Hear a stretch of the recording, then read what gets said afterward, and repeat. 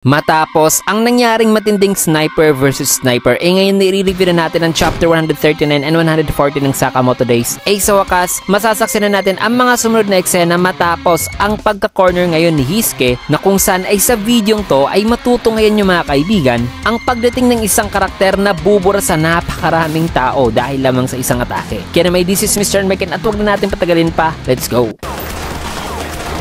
Nagsimula ang chapter dito kay Kamihate na tinutukan na ngayon ng kanyang rifle itong si Hisuke na sabing tapos ka na. Subalit nagulat naman dito si Hisuke, kaya nagalit ng husto si Kamihate na sabing tapos ka na, katapusan na. Nasabi pa niya na nakita niya ang mukha ko, na ang bobong to ay nakita raw ang kanyang mukha. Nakatapusan na raw ngayon ni Hisuke kasi nakita na raw ni Hisuke ang mukha nito mga kaibigan. Napatras naman si Hisuke na sabing tingin ko nag-overreacting ka lang. Sagot naman ni Kamihate na tumahimik ka. Inialay niya raw ang kanyang buhay sa sniping. Iyan daw ang hindi maiintindihan ng taong kagaya raw nitong si Hisuke, na wala raw talagang taong dapat na makakita sa mukha ng ultimate sniper, na sa larangan daw ng sniping ay dapat na mag-isa ka lang talaga. Kaya sabi pa ni Kamihate na nakapag-decide na raw siya kung ano raw ang kanyang gagawin kung mangyari raw ang panahong to na kung saan ay may makakakita na sa kanyang mukha. Yun ay dito na itinutok ni Kamihate ang kanyang sniper rifle sa kanyang sarili. Nasabi naman ni Hisuke na hoy, sabay tumahimik na lang ito mga kaibigan at tinignan na lang si Kamihate. Subalit sabi naman ni Kamihate na bakit di mo ako pipigilan? Wala ka bang pakialam kung may mamamatay na isang tao dahil sa'yo? Sagot naman ni Hisuke na ha, paumanhin pero parang determinado ka kasing gawin ito. Kaya di raw siya sigurado kung kailangan pa ba niyang makialam o hindi. Kaya sabi naman sa isipan ni Kamihate na ang lalaking to wala talaga itong kamuwang-muwang, na isip bata raw ito. Kaya sinabihan niya na ito na kasalanan mo to, nasaktan mo talaga ang pride ko. Hindi ka ba hihingi ng tawad sa akin? Na kailangan daw na mag-take responsibility itong basurang to ni si Hisuke. Tanong naman ni Hisuke na ano? Kaya sagot naman ni Kamihate na dapat ay i-cheer up daw siya nitong si Hisuke. Kaya sabi naman ni Hisuke na di mo na kailangan pang sabihin yan sa akin. Kasi sa totoo lang daw nagpapasalamat daw siya ngayon kay Kamihate kasi bago raw ang kanilang laban di raw talaga siya nakakatama sa kanyang target. Pero ang kanyang pagkipaglaban kay Kamihate ay tumulong daw talaga sa kanya na malagpasan daw ang pader na yon, at ngayon ay nakakatama na siya sa kanyang target mga kaibigan. Mga salitang nagpasabi naman kay Kamihate na ha, napaka-unexpected naman daw nun. Sabi pa niya na well,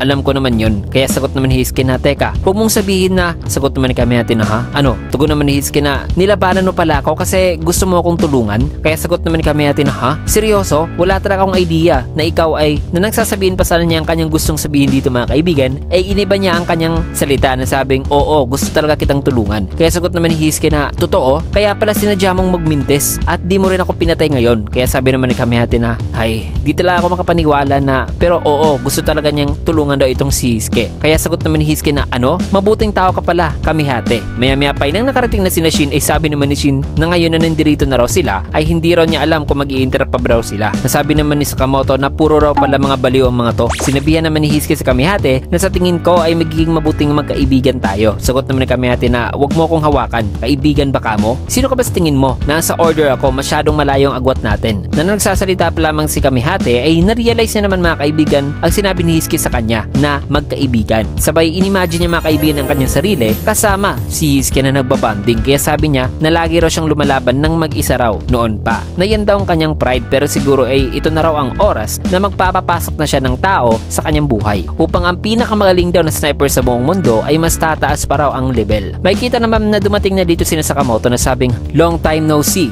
Kamihate. Nasabi naman ni Kamihate na Sakamoto. Subalit nagbuntong hininga itong si Kamihate na sabi sa kanyang sarili na napaka-weird daw kasi somehow parang nakaramdam na raw siya ngayon ng relief nang sa wakas ay di na raw siya mag-isa ngayon, na nararamdaman niya na raw na kaya niya na raw kausapin itong si Sakamoto ngayon. Kaya sinabihan naman ni Sakamoto si Kamihate na sabing ayos lang yan Kamihate. Wala naman daw siyang interest o may zero interest daw talaga siya sa world record nitong si Kamihate. Kaya pwede na raw itong huminto sa pag-iyak patungkol dyan. Kaya ibigay na lang daw nito sa kanila ang ticket sa Assassin Exhibition. Bagay na nagpagalit ng gusto kay Kamihate na sabing ano? Wala ka talagang interest doon, sira ulo ka. Wala ka talagang idea kung paano ako nagdusa noon. Pero teka, paano mo nalaman ang tungkol dyan? Nasabi naman sa isipan ni Kamihate na pero hindi na ako mag-isa ngayon. Sabay sinabihan na niya si Hisuke na tara na Hisuke, umalis na tayo rito kasi kapag ka nasa tabi raw sila nitong tabachoy na ito ay masisira lang daw talaga ang kanilang aim dahil sa stress. Inuchay sabi naman ni Hisuke na paumanhin pero kasama ko sila na pwede naman daw silang mag-bonding ni Kamihate kasama sila Sakamoto in some sometime. Bagay na nagpainis naman kay Kamihate, sabay umalis na ito at iniwan ang kanyang cellphone na sabing wala na raw siyang kailangan pa rito. Kinuha naman ni Shin ang cellphone ni Kamihate na sabing ang ticket sa Assassin Exhibition ay nandito. Bakit ibinigay raw ni Kamihate pati ang cellphone ito? Sagot naman ni Sakamoto na siguro ay naiba na raw ni Hisuke ang isipan ni Kamihate. Kaya sinabihan ni Sakamoto si Hisuke na magaling Kamihate. Isa ka talagang magaling na sniper. Tumawa naman si Hisuke na sabing diba? Tama ako. Kinamusta naman ni Amane si Hisuke na sabing ayos ka lang ba Dragoon? Na sa isipan naman ni Shin ay sabi niya na ang galing daw ni Hisuke na nagawa raw ito ni Hisuke laban sa isang order na parang napag-iwanan na raw tuloy siya ngayon. Matapos yan ay sumunod na eksena ay dito naman sa isang syudad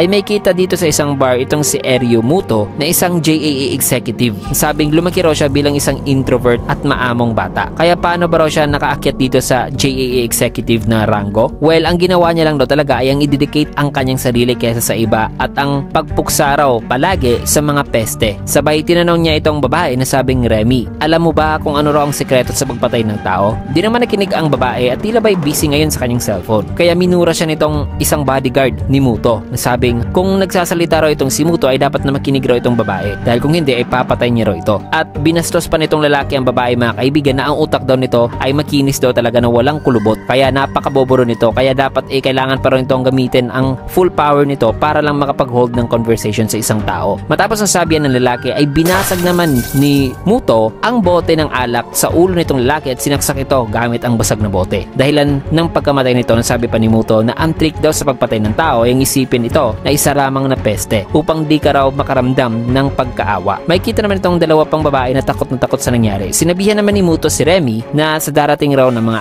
araw mapapalitan niya raw talaga ang chairman ng JAA na si Asaki. Nasabi naman ni Remy na wow, ang galing. May kita naman na biglang na-alarma ang mga security guards nitong si Muto. Nang bigla palang dumating dito si Haruma mga kaibigan at nasa gitna na nakatayo lang. Nasabi naman itong isa na parehas pala tayo ng trabaho. Sabi naman itong isa na dyan ka lang at pumunta ka sa may kanan mo kung ayaw mong mamatay. Sabi naman ni Haruma na waiter, excuse me, isa pong mineral water. Sabi naman ng waiter na sige po. Kaya sabi naman ni Muto na hindi raw niya alam kung saang faction ba raw itong lalaking to pero dapat na mas mag-ingat pa raw ito sa buhay nito. Sagot naman ni Haruma na yam din daw ang nararamdaman niya ngayon. Ang pangalan niya raw ay Haruma at nagtatrabaho raw siya kay Stir. May hihingin lang daw sana siyang pabor dito sa JAA executive na si Muto na sumama raw sa kanya at kilalanin ang kanilang grupo. Mga salitang nagpakuha naman sa atensyon nitong tatlo kung kaya't mabilis naman sumugod itong dalawa at nagawa nilang magapos ng kadena si Haruma. Nasabi naman itong isa na nagtatrabaho siya kay Slur, hulihin mo siya ng buhay. Kaya may kita naman itong isa na nasa ibabaw ni Haruma na sabing masusunod senpai. Sabay dito na ito nagpaulan ng baala mga kaibigan directly kay Haruma na nakatayo lang. Subalit may kumuha naman sa kanyang atensyon nang may kita si Haruma na may hawak-hawak na parang bola at walang kahit na anong manggalos sa kanyang katawan. Nasabing bagamat hindi raw siya magaling sa martial arts kagaya ni Nagako at iba pa, pero magaling naman daw siya sa sports lalo na sa ball sports. Sabay dito na niya hinagis sa itaas ang bola. Nasabi naman nitong isa naging ba ang kanyang armas, isang shot put. May kita naman si Haruma na tumalon na at naghanda na ng isang spike na naging spike niya ito mga kaibigan ay dito na na-demolish talaga ang mga tao sa harap ni Haruma. At di lang yan nawala talaga ang isa at ang isa ay kalahati na lang ng katawan ang natira. Nasabing pero di talaga napabagay ang kanyang sports bilang indoor sport. Kaya dito na nagsalita si Muto na sige, sasama ako sa iyo. Basta buhayin mo lang ako. Sagot naman ni Haruma na salamat sa pagpapadali. Dumating naman itong waiter at binigay ng mineral water. Kaya nagpasalamat man si Haruma na sabing wala raw talagang papantay sa isang tubig pagkatapos ng isang exercise. Sabay kinamusta niya itong si Muto kung nababahala ba raw ito o anxious kasi parang pinagpapawisan raw ito ngayon na mukhang kailangan daw nito ng sports drink. Nasabi naman ni Muto na salamat. Matapos yan nagpunta naman sila sa HQ na habang papasok na sila dito mga kaibigan ay sabi naman ni Haruma na huminga ka ng malalim, relax lang, na nga pala akin na yan baril mo. Sabi naman ni Muto na okay. Tugon naman ni Haruma na posibleng mas magiging ganado raw kasi ang ilang mga membro kung may kita nila ang baril. Napainom naman ng tubig si Muto dahil sa kaba. Maya pa nakarating na nga sila rito sa kung saan itong sina Uzuki at ang mga kasamahan nito na nagtatago. Nasabi naman ni Muto na so ito pala ang grupo ni na X na mukhang malalakas daw ang mga to. Kaya tinanong niya si Uzuki na ano po bang kailangan niyo sa akin. Sagot naman ni Haruma na ang JAA chairman ay mag-a-attend daw kasi sa Assassin Exhibition of the Century na magbubukas na raw in 3 days from now. Nang kailangan daw nila na tulungan sila ni Muto sa pagpatay sa chairman. Pinagpawisan naman ng husto itong si Muto nang masabi yan ni Haruma. Nasabing well, totoo,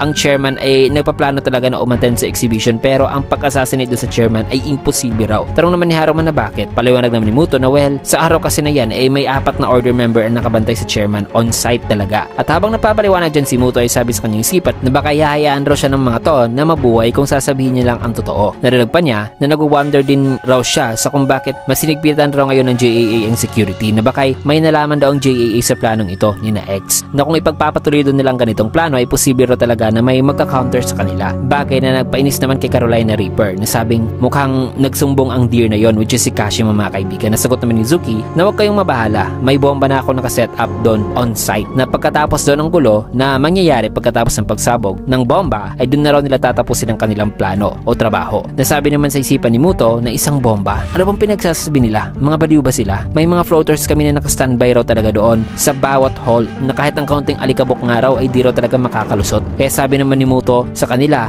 na ang galing daw ng plano nila. So ano pa raw ang kanyang magagawa dito? Nasagot naman ni Haruma na ang exhibition ay magtatagal daw ng 3 araw. Gusto raw nilang malaman kung kailan daw darating si Asaki at ang precise daw talaga ng movements nito. Na kailangan daw kasi ni Muto na gamitin daw nito ang kanyang status bilang JAA executive upang malaman daw ang lahat ng mga bagay na yan. Kaya sabi naman ni Muto na hindi maaari. Ang chairman ay napaka-unpredictable daw talaga. Na nasabi yan ni Muto ay tinignan lang siya dito ni Haruma bagay na nagpanervous sa kanya ng gusto. Maya pa bigla namang napunta dito si Mafuyo at mabilisang tumayo at si Turamaru mga kaibigan ay tumalsik naman at tinamaan ngayon si Muto. Nasabi dito ni Turamaru kay Mafuyo na hoy, wag mo naman akong iwan. Di ko ito kaya ng mag-isa. Sagot naman ni Mafuyo na tumahimik ka. May kita naman na lumabas ngayon si Gako mga kaibigan na sabing hoy, malapit ko na matapos ang pagkipaglaban dito sa boss na nag-agree lang daw siya na makikipag-spar dito kina Mafuyo kung maglalaro lang siya at the same time ng game. Nasagot naman ni Mafuyo na maglaro ka ulit. Sabi naman ni Gako na pero 5 beses ko na itong nilaro. Sabi naman ni Mafuyo na isa pa. Kaya sinabihan naman siya ni Gako na hoy, kayong dalawa, kung ganito lang pala ang kaya nyo, eh magiging useless lang talaga kayo sa tunay na laban. Kaya sinabihan naman ni Kumanomi itong si Gako na Gako, ikaw pa naman ng kuya rito. Huwag ka naman maging tamad. Also, huwag kang basta-basta na lang nalalabas na walang damit. Sabi naman ni Haruma na mas gumagaling na kayong dalawa. Panatiliin nyo yan. Sabi naman ni Turamaru na Haruma, sawa na kami nito. Tulungan mo naman kami. Maya pa sinabihan naman ni Uzuki si Gako na pwede ba raw itong tumahimik ng saglit kasi natutulog daw si Akira sa itaas. Nasabi naman ni Gako na okay. Sabay kinuha niya si Mafuyo. Nasabi naman ni Uzuki na may 3 wrong steps para mawasak ang JAA. Una ay ang i-assassinate ang current chairman na si Asaki. Pangalawa ay ang i-wipe out daw ang order at pangatlo naman ay ang wasakin daw ang headquarters nito. Na kung ma-achieve daw nila ang tatlong yan ay pinapangako raw niya na itong si Muto raw ang kanilang gagawing bagong chairman ng JAA. Kaya kailangan daw ni Muto na i-pull off ito. Natutulungan ba raw sila nito o hindi? Kaya mas pinagpawisan dito si Muto na sabi sa kanyang isipan na gusto lang pala nilang wasakin ang current JAA. Nakakala raw niya ay mamamatay na raw siya ngayon pero isa raw pala itong unexpected na opportunity. Kaya sagot naman ni Muto na sure, masaya raw siyang tutulong dito sa kanila. Napangiti naman dito si Uzuki na sabing kung ganon ay naglo-look forward na raw siya talaga sa exhibition. Matapos niya sumunod na eksena, dito naman kay Sakamoto ay may kita si Shin na tumalon at inatakit si Sakamoto na naiwasan naman ito. Sabay gumanti naman dito si Sakamoto na naiwasan din ni Shin at hinawakan naman ang binti ni Sakamoto at nag-charge na ng pwersa gamit ang kanyang glove kaya nagawa niyang mabuhat si Sakamoto na ikinamanghan itong tatlo. At nang nawala na ang balanse ni Sakamoto ay naganda na ngayon si Shin ng isang suntok na sabing huli ka. Subalit kahit nasa mid-air nagawa pa rin ni Sakamoto maiwasan ang suntok na yan. Bagay na ikinagulat ni Shin sabay siniko na ni Sakamoto ang batok nito. Nasabing oops, na day after day raw talaga ang kanilang ginagawang to na hindi raw talaga sumusuko si Shin. Na maganda na naman daw ang pinapakita nitong performance. Sabi naman ni Lu na may pagka-reckless daw na anxious itong si Shin. Sagot naman ni Shin na ang Assassin Exhibition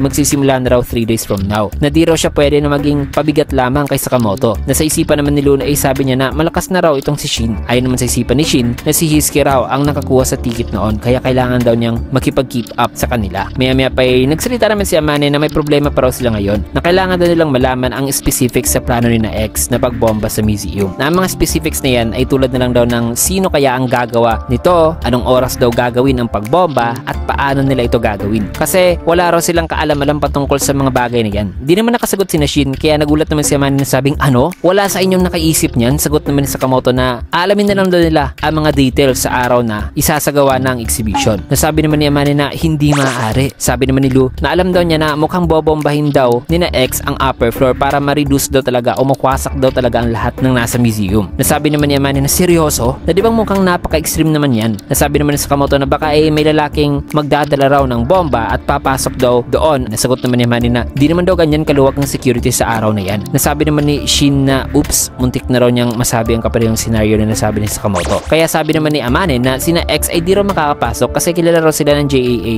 o na-identify na nila ang mga mukha nito. At daan-daang security officers din daw ang nandoon pati na ang order. Kaya ang museum yung sabi niyang ang literal daw na magiging pinaka-secure daw na lugar sa Japan during sa exhibition. Nasagot naman si Sakamoto na oo mukhang tama ka dyan. Kaya sabi naman sa isipan ni Amane na grabe, kailangan ko talagang kumalma rito kasi na-frustrate na siya mga kaibigan. Bigla namang lumapit si Kashima Kashima na sabing ito ay kanyang naisip lang daw na sa tingin niya ay may bomba na raw na nakalagay doon sa museum ngayon. Sabi naman ni Shin kay Kashima na, hoy, kailangan mo talagang ayusin ang katawan mo, napaka-creepy daw kasing tignan nito. Sabay tanong pa ni Shin kay Kashima na pero paano nila naipasok ang bomba doon? Kasi kung ang bomba ay may lakas daw na kayang wasakin ng buong museum, ay malaki-laking bomba raw talaga yan na di kayang mapasok sa museum nang di nakikita. Nasagot naman ni Kashima na pero makakapasok pa rin ito kung i-breakdown daw nila ang mga parts ng bomba at ilagay sa loob ng museum upang hindi ma-identify. Nasagot naman ni Hisuke na tama ka, pero kung ang bomba ay nandoon, paano raw nila ito mahanap sa napakalaki at malawak raw na lugar? Kaya sabi naman ni Shin na Mr. Sakamoto, sino ba raw ang may mga tickets na dito? Sagot naman ni Sakamoto na ako,